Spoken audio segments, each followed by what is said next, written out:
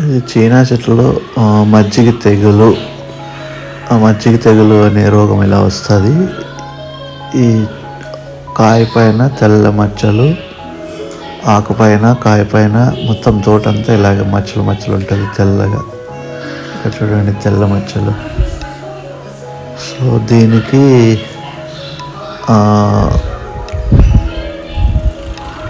Spraying ఇస్తే సరిపోతుంది, clear అవుతుంది.